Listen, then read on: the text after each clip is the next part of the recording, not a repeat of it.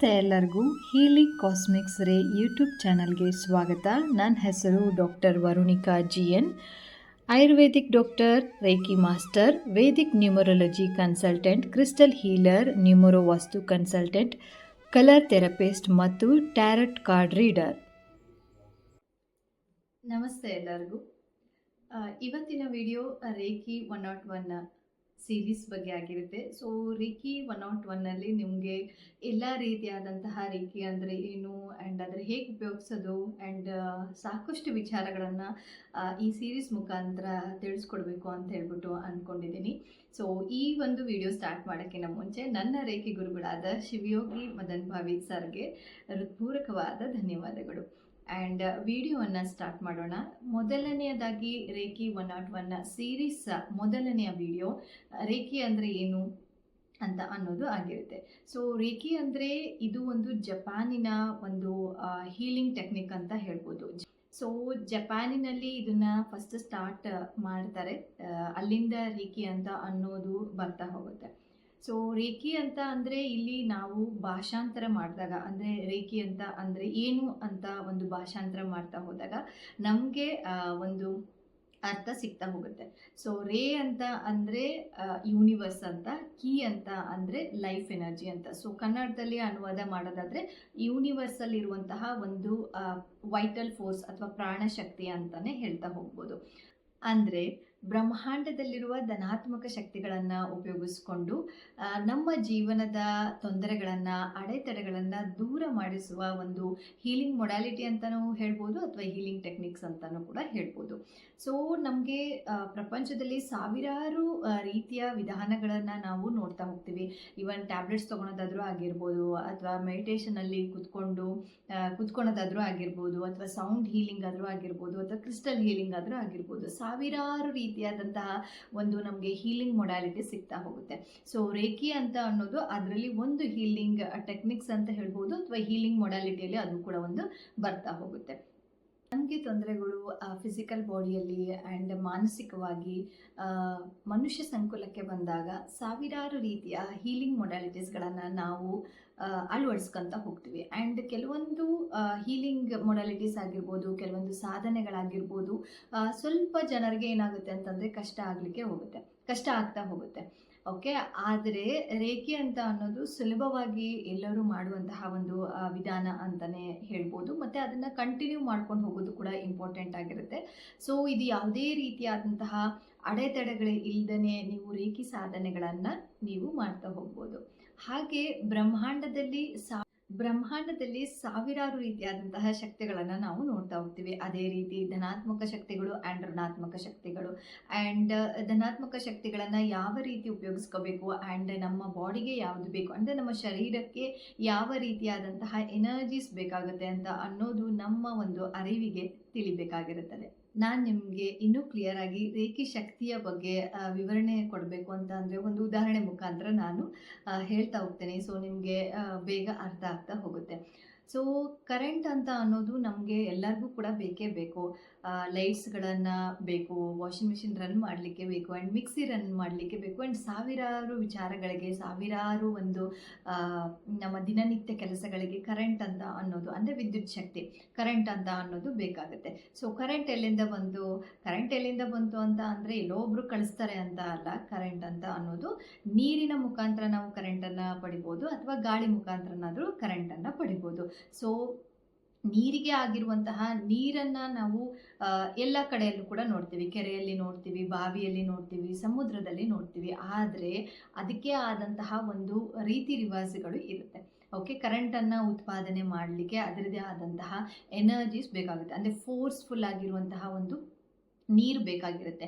ಅದಕ್ಕೆ ಆದಂತಹ ಒಂದು ಮಾಪನಗಳು ಬೇಕಾಗುತ್ತೆ, ಅದಕ್ಕೆ ಆದಂತಹ ಒಂದು ಉಪಕರಣಗಳನ್ನು ನಾವು ಉಪಯೋಗಿಸ್ತಾ ಹೋಗ್ತೀವಿ. ಸೊ ಒಂದು ಸತಿ ಆ ಒಂದು ಫೋರ್ಸಿಂದ ಉಪಕರಣಗಳನ್ನು ಉಪಯೋಗಿಸಿ ನೀರಿನಿಂದ ಕರೆಂಟನ್ನು ಉತ್ಪಾದನೆ ಮಾಡಿ ಅದನ್ನು ಒಂದು ಟ್ರಾನ್ಸ್ಫಾರ್ಮರ್ಗೆ ಕನೆಕ್ಟ್ ಮಾಡ್ತಾ ಹೋಗ್ತಾರೆ. ಸೊ ಟ್ರಾನ್ಸ್ಫಾರ್ಮರಿಂದ ಅಲ್ಲಿಂದ ನಮಗೆ ಎಲ್ಲಿಗೆ ಬೇಕೋ ಅಲ್ಲಿಗೆ ಕರೆಂಟನ್ನು ವೈರ್ಗಳ ಮುಖಾಂತರ, ಓಕೆ, ತಂತಿ ಇರುತ್ತಲ್ಲ ಅಲ್ಲಿಂದ, ಅಥವಾ ವೈರ್ಗಳ ದೊಡ್ಡ ದೊಡ್ಡ ವೈರ್ಗಳ ಮುಖಾಂತರ ನಮಗೆ ಮನೆ ಬಾಗಿಲಿಗೆ ಬರುತ್ತೆ. ಅದೇ ರೀತಿ ರೇಖಿ ಶಕ್ತಿ ಅಂತ ಅನ್ನೋದು ಕಣ್ಣಿಗೆ ಕಾಣದ ಒಂದು ಶಕ್ತಿಯಾಗಿದೆ. ಬಟ್ ಆದರೆ ಅದು ನಮ್ಮ ಸುತ್ತಮುತ್ತನೇ ಇದೆ. ಸರಿಯಾದ ಗುರುಗಳ ಮುಖಾಂತರ ಶಕ್ತಿಪಾತ ಅಂತ ಹೇಳ್ತೀವಿ, ಅಟ್ಯೂನ್ಮೆಂಟ್ ಅಂತ ಹೇಳ್ತೀವಿ, ಅಥವಾ ದೀಕ್ಷೆ ಅಂತ ಹೇಳ್ತೀವಿ. ಸೊ ಈ ರೀತಿ ದೀಕ್ಷೆಯನ್ನು ಪಡೆದಾಗ ನಮ್ಮ ಒಂದು ಸಹಸ್ರಾರ ಚಕ್ರಗಳ ಮುಖಾಂತರ ಆ ಒಂದು ಶಕ್ತಿ ಅಥವಾ ಎನರ್ಜೀಸ್ ಅಂತ ಹೇಳ್ಬೋದು, ಫೋರ್ಸ್ ಅಂತ ಅಥವಾ ಎನರ್ಜಿ ಅಂತ ಹೇಳ್ಬೋದು. ಸೊ ಅದು ನಮ್ಮ ಶರೀರಕ್ಕೆ ವರ್ಗಾವಣೆ ಆಗುತ್ತೆ. ಗುರುಗಳ ಮುಖಾಂತರ ನೀವು ರೇಖಿ ದೀಕ್ಷೆಗಳನ್ನು ಪಡೆದಾಗ, ಅಥವಾ ಅಟ್ಯೂನ್ಮೆಂಟ್ಸ್ ಅಂತ ಹೇಳ್ತೀವಿ, ಅಥವಾ ಶಕ್ತಿಪಾತ ಅಂತ ಹೇಳ್ತೀವಿ, ಅದನ್ನು ನೀವು ಮಾಡ್ತಾ ಹೋದಾಗ ನಿಮಗೆ ಅದರದೇ ಆದಂತಹ ಒಂದು ಎಕ್ಸ್ಪೀರಿಯನ್ಸ್ ನೀವು ನೋಡ್ತಾ ಹೋಗ್ಬೋದು. ಸೊ ಕಾಮನ್ ಆಗಿ ಫಸ್ಟ್ ಲೆವೆಲಲ್ಲಿ ರೇಖಿ ಎಕ್ಸ್ಪೀರಿಯನ್ಸ್ನ ನಾನು ಇಲ್ಲಿ ಹೇಳೋದಾದರೆ, ಕೈಯಲ್ಲಿ ಏನೋ ಒಂಥರ ಕರೆಂಟ್ ಹೊಡೆದಿರೋ ಥರ, ಮೈನ್ಯೂಟಾಗಿ ಕರೆಂಟ್ ಹೊಡೆದಿರೋ ಥರ ನಮಗೆ ಅನುಭವಕ್ಕೆ ಬರ್ತಾ ಹೋಗೋದು, ಅಥವಾ ಒಂದು ಎರಡು ಕಣ್ಣುಗಳ ಮಧ್ಯೆ ಒಂದು ಆಜ್ಞಾ ಚಕ್ರ ಇರುತ್ತೆ. ಆ ಆಜ್ಞಾ ಚಕ್ರ ಒಂದು ಸ್ವಲ್ಪ ಸೆನ್ಸೇಷನ್ ಆಗುವಂಥದ್ದು ಅಥವಾ ಬಾಡಿ ವೈಬ್ರೇಷನ್ಸ್ ಆಗುವಂಥದ್ದು ನಾವು ಇಲ್ಲಿ ನೋಡ್ತಾ ಹೋಗ್ತೀವಿ. ಸೊ ಕೆಲವೊಬ್ಬರಲ್ಲಿ ಅನುಮಾನ ಇದೆ, ನೀವೇ ಹೇಳಿದ್ರಿ ಬ್ರಹ್ಮಾಂಡದಲ್ಲಿ ರೇಖಿ ಶಕ್ತಿ ಅನ್ನೋದು ಇದೆ ಆ್ಯಂಡ್ ಅದು ಎಲ್ಲ ಕಡೆನೂ ಸ್ಪ್ರೆಡ್ ಆಗಿದೆ ಅಂತ ಅನ್ನೋದು. ಹಾಗಾದರೆ ಯಾಕೆ ಗುರುವಿನ ಅವಶ್ಯಕತೆ ಇದೆ ಅಂತ ಅನ್ನೋದು. ಸೊ ನಮಗೆ ಇದಕ್ಕೆ ನಾನು ಎಕ್ಸಾಂಪಲ್ ಕೊಡೋದಾದರೆ, ಪ್ರಪಂಚದಲ್ಲಿ ಸಾವಿರಾರು ಪುಸ್ತಕಗಳನ್ನು ನೋಡ್ತಾ ಹೋಗ್ತೀವಿ. ಹಾಗಾದರೆ ಆ ಪುಸ್ತಕಗಳನ್ನು ಮನೆಯಲ್ಲೇ ಕೂತ್ಕೊಂಡು ಓದಿ ಡಾಕ್ಟರ್ ಆಗ್ಬೋದಲ್ವಾ, ಇಂಜಿನಿಯರಿಂಗ್ ಆಗ್ಬೋದಲ್ವಾ, ಲಾಯರ್ ಆಗ್ಬೋದಲ್ಲ, ಯಾಕೆ ಆಗ್ತಾ ಇಲ್ಲ? ಹಾಗಾದರೆ ನಮ್ಮ ಪೇರೆಂಟ್ಸ್ ನಮ್ಮ ಒಂದು ಸರಿಯಾದ ಏಜ್ಗೆ ತಕ್ಕಂಗೆ, ಅಂದರೆ ನಮ್ಮ ಒಂದು ವಯಸ್ಸಿಗೆ ತಕ್ಕಂಗೆ LKG ಹಾಕ್ತಾರೆ, ಯು ಕೆ ಜಿಗಳಿಗೆ ಹಾಕ್ತಾರೆ ಆ್ಯಂಡ್ ಸ್ಕೂಲ್ಗೆ ಕಳಿಸ್ತಾರೆ. ಯಾಕೆ ನಮ್ಮ ಪೇರೆಂಟ್ಸ್ಗೆ 1 2 3 ಬರೋದಿಲ್ಲ ಅಂತನಾ, ಅಥವಾ ABCD ಬರೋದಿಲ್ಲ ಅಂತನಾ?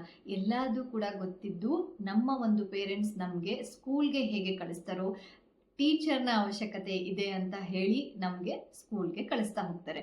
ಸೊ ಬುಕ್ ಶಾಪಲ್ಲಿ ಪೆನ್ಗಳು ಸಿಗುತ್ತೆ, ನಿಮಗೆ ಪೇಪರ್ಗಳು ಸಿಗ್ತವೆ, ಬುಕ್ಸ್ಗಳು ಸಿಗ್ತವೆ. ಯಾಕೆ ಅದನ್ನೆಲ್ಲದನ್ನು ಉಪಯೋಗಿಸ್ಕೊಂಡು ಮನೆಯಲ್ಲೇ ಕೂತು ಎಕ್ಸಾಮ್ಗಳನ್ನು ಬರೀತಾ ಇಲ್ಲ? ಯಾಕೆ ಸ್ಕೂಲ್ಗೆ ಕಳಿಸ್ತಾ ಇದ್ದಾರೆ? ಯಾಕೆ ಇನ್ಸ್ಟಿಟ್ಯೂಟ್ಗಳಿಗೆ ಕಳಿಸ್ತಾ ಇದ್ದಾರೆ? ಯಾಕೆ ಇದೇ ಕಾಲೇಜ್ಗೆ ಹೋಗಬೇಕು?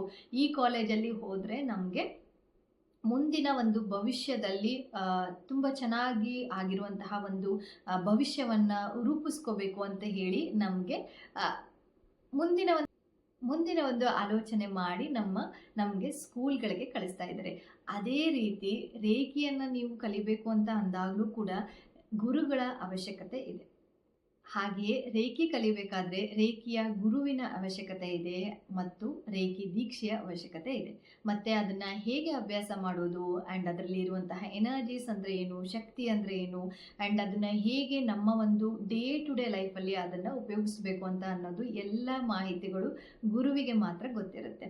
ಸೊ ನಮ್ಮ ಒಂದು ಪ್ರಪಂಚದಲ್ಲಿ ಎಲ್ಲ ರೀತಿಯಾದಂತಹ ಶಕ್ತಿಗಳು ಇದೆ, ವಿಧಾನಗಳನ್ನು ಇದೆ. ಬಟ್ ಈ ಸರಿಯಾದ ಮಾಹಿತಿ ಗುರುವಿನೊಂದಿಗೆ ಇರುತ್ತೆ. ಹೇಗೆ ಸ್ಕೂಲಲ್ಲಿ ಟೀಚರ್ಸ್ಗೆ ಎಷ್ಟು ರೀತಿ ಹೇಗೆ ಸ್ಕೂಲಲ್ಲಿ ಟೀಚರ್ಸ್ಗೆ ಯಾವ ಪಾಠ ಮಾಡಬೇಕು, ಎಷ್ಟು ಸಮಯವ ತಗೋಬೇಕು, ಆ್ಯಂಡ್ ಯಾವ ರೀತಿ ಟೆಸ್ಟ್ಗಳಿಗೆ ಕ್ವಶನ್ಗಳನ್ನು ಪ್ರಿಪೇರ್ ಮಾಡಬೇಕು ಆ್ಯಂಡ್ ಕ್ವಶನ್ ಆ್ಯಂಡ್ ಆನ್ಸರ್ಸ್ಗಳನ್ನು ಯಾವ ರೀತಿ ಅಭ್ಯಾಸ ಮಾಡಿಸ್ಬೇಕು ಅಂತ ಹೇಳಿಬಿಟ್ಟು, ಹೇಗೆ ಸ್ಕೂಲಿನ ಟೀಚರ್ಸ್ಗೆ, ಅವರು ಕೂಡ ಗುರುವೇ ಅಲ್ವಾ, ಸೊ ಅವ್ರಿಗೆ ಗೊತ್ತಿರೋದು. ಅದೇ ರೀತಿ ಗುರುಗಳಿಗೆ ಯಾವ ರೀತಿಯಾದಂತಹ ದೀಕ್ಷೆಗಳನ್ನು ಕೊಡಬೇಕು, ಯಾವ ರೀತಿಯ ಅದರ ಬಗ್ಗೆ ಎನರ್ಜೀಸ್ ಅಂದರೆ ಏನು, ಯಾವ ರೀತಿ ನೀವು ಅದನ್ನು ಅಭ್ಯಾಸ ಮಾಡಬೇಕು, ಯಾವ ಕಾಯಿಲೆಗೆ ಯಾವ ರೀತಿಯ ಹಸ್ತಕ್ರಮಗಳನ್ನು ಮಾಡಬೇಕು, ಯಾವ ರೀತಿಯ ಪಾಸಿಟಿವ್ ಇನ್ಫಾರ್ಮೇಷನ್ನ ಅಥವಾ ಪಾಸಿಟಿವ್ ವೈಬ್ರೇಷನ್ಸ್ ಅಂತ ಹೇಳ್ತೀವಿ, ಪಾಸಿಟಿವ್ ಶಕ್ತಿಗಳನ್ನು ಯಾವ ರೀತಿ ಉಪಯೋಗಿಸಬೇಕು ಆ್ಯಂಡ್ ಪಾಸಿಟಿವ್ ಮೈಂಡ್ಸೆಟ್ ಹೇಗಿರಬೇಕು ಅಂತ ಅನ್ನೋದು ಈ ಎಲ್ಲ ಮಾಹಿತಿಗಳು ಗುರುವಿನಲ್ಲಿ ಇರುತ್ತೆ.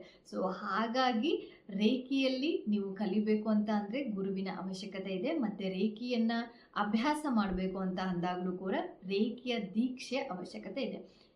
ಹೇಗೆ ಸ್ಕೂಲಲ್ಲಿ ನಾವು ಟೆಸ್ಟ್ಗಳನ್ನು, ಎಕ್ಸಾಮ್ಗಳನ್ನು ನಾವು ಕಂಡಕ್ಟ್ ಮಾಡ್ತೀವೋ ಅಥವಾ ನೋಡ್ತಾ ಇರ್ತೀವೋ, ಅದೇ ರೀತಿ ರೇಖಿಯಲ್ಲೂ ಕೂಡ ವಿಧಾನಗಳಿರ್ತವೆ. ಅದರಲ್ಲೂ ಕೂಡ level 1, level 2, 3A, 3B, master level, grand master level, ಇದೆಲ್ಲದೂ ಕೂಡ ಇದೆ. ಅದರಲ್ಲೂ ಕೂಡ ಇದೇ ರೀತಿ ವರ್ಗಾವಣೆ ಅನ್ಬೋದು, ವಿಧಗಳು ಅಂತಲೂ ಕೂಡ ಹೇಳ್ತಾ ಹೋಗ್ಬೋದು. ಆ್ಯಂಡ್ ಸ್ಕೂಲಿಗೆ ಹೋಗಬೇಕಾದ್ರೆ ಸ್ಕೂಲ್ ಯೂನಿಫಾರ್ಮ್ ಇಂಪಾರ್ಟೆಂಟ್ ಆಗುತ್ತೆ. ಆ್ಯಂಡ್ ಎಷ್ಟು ಗಂಟೆಗೆ ಬರಬೇಕು, ಎಷ್ಟು ಗಂಟೆಗೆ ಮನೆಗೆ ಹೋಗಬೇಕು, ಎಷ್ಟು ಗಂಟೆಗೆ ಲಂಚ್ ಮಾಡಬೇಕು ಅಂತ ಅನ್ನೋದು ಹೇಗೆ ರೀತಿ ರಿವಾಜುಗಳಿರುತ್ತೋ ಅದೇ ರೀತಿ ರೇಖಿಯಲ್ಲೂ ಕೂಡ ಯಾವ ಟೈಮಲ್ಲಿ ಮಾಡಿದರೆ ಉಪಯುಕ್ತವಾಗುತ್ತೆ ಆ್ಯಂಡ್ ಯಾವ ರೀತಿ ಅದನ್ನು ಅಭ್ಯಾಸ ಮಾಡಬೇಕು, ಯಾವುದನ್ನು ಮಾಡಬಾರ್ದು ಅಂತ ಅನ್ನೋದು ಕೂಡ ರೇಖಿಯ ಗುರುವಿನ ಜೊತೆಗೆ ಇರುತ್ತೆ. ಈ ಒಂದು ವಿಡಿಯೋದಲ್ಲಿ ಕಂಪ್ಲೀಟ್ ಆಗಿ ರೇಖಿ ಅಂದರೆ ಏನು ಆ್ಯಂಡ್ ಗುರುವಿನ ಅವಶ್ಯಕತೆ ಯಾಕೆ ಬೇಕು ಅಂತ ಅನ್ನೋದು ಸವಿವರವಾಗಿ ನಾನು ಎಕ್ಸ್ಪ್ಲೇನ್ ಮಾಡಿದ್ದೀನಿ ಆ್ಯಂಡ್ ಉದಾಹರಣೆ ಮುಖಾಂತರ ನಿಮಗೆ ತಿಳಿಸ್ಕೊಟ್ಟಿದ್ದೀನಿ. ಸೊ ಈ ಒಂದು ವಿಡಿಯೋ ಮುಖಾಂತರ ನಿಮಗೆ ರೇಖಿಯ ಗುರುಗಳ ಅವಶ್ಯಕತೆ ಏನು ಅಂತ ಅನ್ನೋದು ನಿಮಗೆ ತಿಳಿದಿರುತ್ತೆ. ಸೊ ನೆನಪಲ್ಲಿ ಇಟ್ಕೋಬೇಕಾಗಿರುವ ಅಂಶಗಳು, ರೇಖಿ ಅಂದರೆ ಒಂದು ಪ್ರಪಂಚದಲ್ಲಿ ಇರುವಂತಹ ಅಥವಾ ಬ್ರಹ್ಮಾಂಡದಲ್ಲಿ ಇರುವಂತಹ ಲೈಫ್ ಎನರ್ಜಿ ಅಂತ ಅನ್ಬೋದು ಅಥವಾ ಪ್ರಾಣಶಕ್ತಿ ಅಂತ ಅನ್ಬೋದು. ಸೊ ಇದನ್ನು ಅಭ್ಯಾಸ ಮಾಡಲಿಕ್ಕೆ ಗುರುವಿನ ಅವಶ್ಯಕತೆ ಇದೆ ಆ್ಯಂಡ್ ದೀಕ್ಷೆಯ ಅವಶ್ಯಕತೆ ಇದೆ. ಅಂದರೆ ಅಟ್ಯೂನ್ಮೆಂಟ್ ಅಂತ ಹೇಳ್ತೀವಲ್ಲ, ಸೊ ಅದರ ಅವಶ್ಯಕತೆ ಇದೆ ಅಂತ ಅನ್ನೋದು ಈ ಒಂದು ವಿಡಿಯೋ ಮುಖಾಂತರ ನಿಮ್ಗೆಲ್ಲರಿಗೂ ಕೂಡ ತಿಳಿದಿರುತ್ತೆ. ಆ್ಯಂಡ್ ಮುಂದಿನ ವಿಡಿಯೋದಲ್ಲಿ ನಾನು ಈ ರೇಖೆ ಅಂತ ಅಂದರೆ ಯಾರು ಕಂಡುಹಿಡಿದ್ರು, ಹೇಗೆ ಈ ಒಂದು ರೇಖೆ ಅಂತ ಅನ್ನೋದು ನಮ್ಮ ಪ್ರಪಂಚಕ್ಕೆ ಬಂತು ಆ್ಯಂಡ್ ಜಪಾನಿಂದ ನಮ್ಮ ಇಂಡಿಯಾಕ್ಕೆ ಹೇಗೆ ಬಂತು ಅನ್ನೋದು ಆ್ಯಂಡ್ ನಿಜವಾಗ್ಲೂ ಕೂಡ ಈ ಒಂದು ರೇಖೆ ಅಂತ ಅನ್ನೋದು ನಮ್ಮ ಒಂದು ವೇದಗಳಲ್ಲಿ ಇತ್ತಾ, ಹಾಗಾದರೆ ಇರೋದಾದರೆ ಯಾವ ವೇದದಲ್ಲಿ ಇದೆ, ನಿಜವಾಗ್ಲೂ ವೇದದಲ್ಲಿ ಈ ಒಂದು ರೇಖೆಯ ಎನರ್ಜೀಸ್ ಬಗ್ಗೆ ಎಕ್ಸ್ಪ್ಲೇನ್ ಮಾಡಿದಾರಾ ಅಂತ ಅನ್ನೋದು ನಾನು ಮುಂದಿನ ವಿಡಿಯೋದಲ್ಲಿ ನಾನು ನಿಮಗೆ ತಿಳಿಸ್ಕೊಡ್ತಾ ಹೋಗ್ತೀನಿ. ಸೊ ಯಾರೆಲ್ಲ ನನ್ನ ಚಾನಲ್ನ ಸಬ್ಸ್ಕ್ರೈಬ್ ಮಾಡದೆ ನೋಡ್ತಿದ್ದೀರೋ ಅವರೆಲ್ಲರೂ ಸಬ್ಸ್ಕ್ರೈಬ್ ಮಾಡ್ಕೊಂಡು ನೋಡಿ. ಸೊ ದಟ್ ನಾನು ಹಾಕುವಂತಹ ಎಲ್ಲ ವಿಡಿಯೋಸ್ಗಳು ನಿಮ್ಮ ಒಂದು ಹೋಮ್ ಪೇಜಲ್ಲಿ ಬರ್ತಾ ಹೋಗುತ್ತೆ. ಯಾರಿಗೆಲ್ಲ ಈ ಒಂದು ರೇಖಿ 101 ಸೀರೀಸ್ ಇಷ್ಟ ಆಗಿದೆಯೋ ಅವರೆಲ್ಲರೂ ಲೈಕ್ ಮಾಡಿ ಆ್ಯಂಡ್ ಕಮೆಂಟ್ ಮಾಡಿ. ನಿಮ್ಮ ಒಂದು ರೇಖಿಯ ಬಗ್ಗೆ ಏನೆಲ್ಲ ಡೌಟ್ಸ್ಗಳಿದ್ದಾವೆ ಅದನ್ನೆಲ್ಲ ಕಮೆಂಟ್ ಬಾಕ್ಸಲ್ಲಿ ಹಾಕ್ತಾ ಹೋಗಿ. ಆದಷ್ಟು ನಾನು ನಿಮ್ಮ ಒಂದು ಡೌಟ್ಸ್ಗಳಿಗೆ ಕ್ಲಿಯರ್ ಮಾಡ್ತಾ ಹೋಗ್ತೀನಿ.